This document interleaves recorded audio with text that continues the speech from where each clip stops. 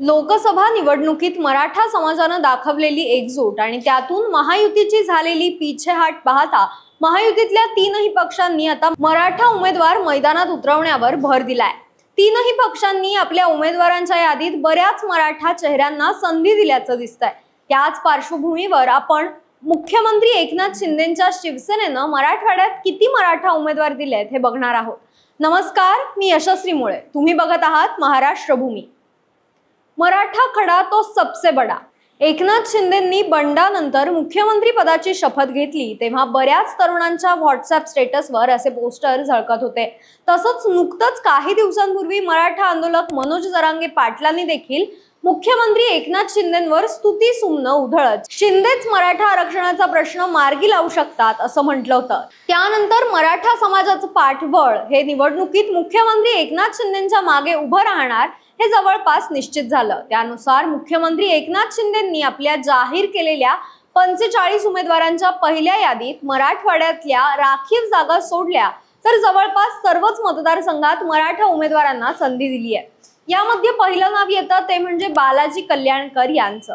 गेल्या विधानसभा निवडणुकीत बालाजी कल्याणकरांनी नांदेड उत्तर, जिथं मुस्लिम मतांचं प्राबल्य आहे, तिथं शिवसेनेचा भगवा फडकवला होता। त्यामुळे आता येणाऱ्या विधानसभा निवडणुकीत पुन्हा मुख्यमंत्री एकनाथ शिंदेंनी कल्याणकरांना मैदानात उतरवलंय। तर त्यांच्या विरोधात महाविकास आघाडीकडून कोण उमेदवार असणार हे अद्याप तरी निश्चित झालेलं नाहीये, कारण या मतदारसंघावरून शिवसेना, ठाकरे गट आणि काँग्रेसमध्ये चांगलीच रस्सीखेच सुरू आहे। दुसरं नाव येतं ते म्हणजे अर्जुन खोतकर यांचं।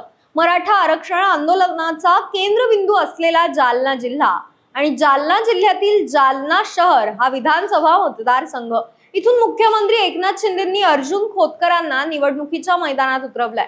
तर काँग्रेसनं विद्यमान आमदार कैलास गोरंट्याल यांना पुन्हा संधी दिली आहे। मात्र स्थानिक पत्रकारांच्या मते यंदाच्या विधानसभा निवडणुकीत कैलास गोरंट्यालांना पराभवाचा सामना करावा लागू शकतो, कारण जालन्यात मराठा मतदारांचं प्राबल्य आहे आणि त्यात कैलास गोरंट्याल हे दक्षिण भारतीय असल्यामुळे मराठा मतं ही एकतर्फा अर्जुन खोतकरांना जाऊ शकतात।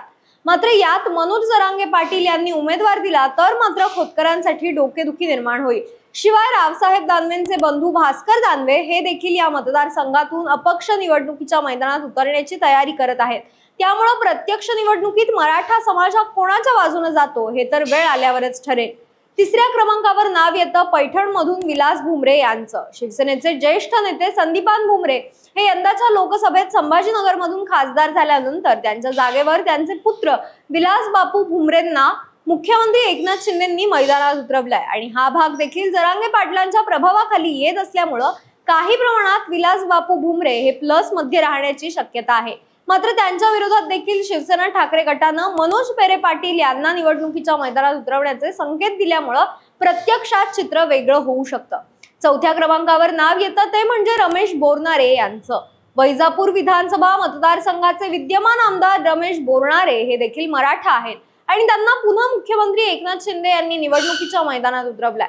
आता ज्यावेळी मराठा आरक्षणाचा मुद्दा हा ऐरणीवर पेटला होता तेव्हा वैजापूर तालुक्यात मोठ्या प्रमाणात मराठा आंदोलकांनी आक्रमक भूमिका घेतली होती आणि यात विशेष बाब म्हणजे मराठा आरक्षणाच्या मुद्द्यावरून रमेश बोरनारेंनी राजीनामा देखील दिला होता। त्यामुळे मराठा समाजात बोरनारेंबद्दल सॉफ्ट कॉर्नर असणार हे निश्चित आहे। तर त्यांच्या विरोधात शिवसेना, उद्धव बाळासाहेब ठाकरे पक्षानं दिनेश परदेशींना निवडणुकीच्या मैदानात उतरवल्यामुळे इथं मराठा विरुद्ध राजपूत अशी लढाई होताना दिसतेय, ज्यामुळे मराठा मतं ही बोरनारेंच्या पारड्यात जाऊ शकतात।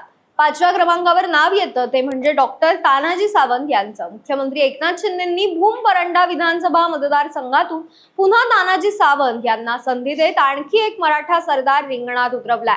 तर त्यांच्या विरोधात राष्ट्रवादी काँग्रेस, शरदचंद्र पवार पक्षाकडून राहुल मोटेंना उमेदवारी देण्यात आली आहे। आता त्यामुळे इथं देखील मराठा विरुद्ध मराठा अशी लढत होणार आहे। पूर्वी या मतदारसंघात शिवसेना, ठाकरे गटानं राहुल पाटलांची उमेदवारी जाहीर केली होती।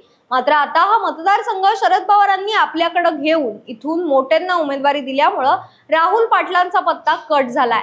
आता राहुल पाटील इथून मनोज जरांगेंच्या माध्यमातून निवडणुकीच्या मैदानात उतरतात की काय हे तर वेळ आल्यावरच कळेल।